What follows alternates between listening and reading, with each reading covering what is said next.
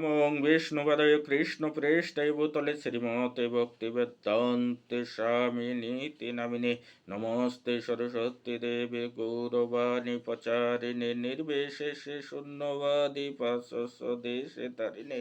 জয় শ্রীল স্বামী বরবাদ কি জয়।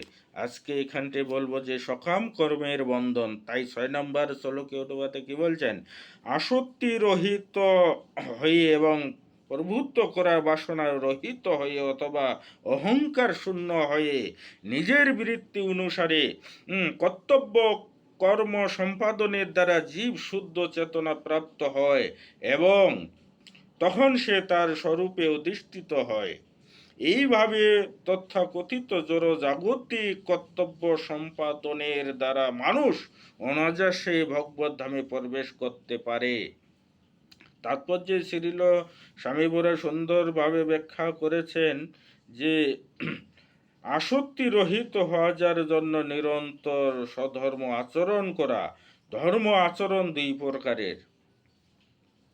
তার একটিকে বলা হয় পবিত্র ধর্ম, অর্থাৎ উচ্চতরের লোক উন্নতি হওয়ার জন্য অথবা অর্থনৈতিক উন্নতি সাধনের জন্য গৃহধর্মীদের দ্বারা অনুষ্ঠিত যে ধর্ম, যার চরম লক্ষ্য হচ্ছে ইন্দ্রিয় তৃপ্তি।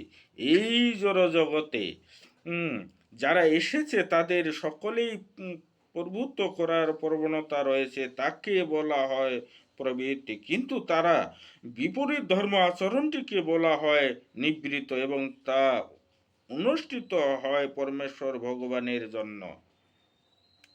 কৃষ্ণ ভক্তি যুক্ত হওয়ার ফলে কোনো রকম প্রভুত্ব করা বাসনা থাকে না এবং তিনি আর নিজেকেও ঈশ্বর বা প্রভু বলে মনে করার অহংকার ও শস্ত্রে অবস্থান করেন না। তিনি সর্বদাই নিজেকে ভগবানের দাস বলে মনে করেন।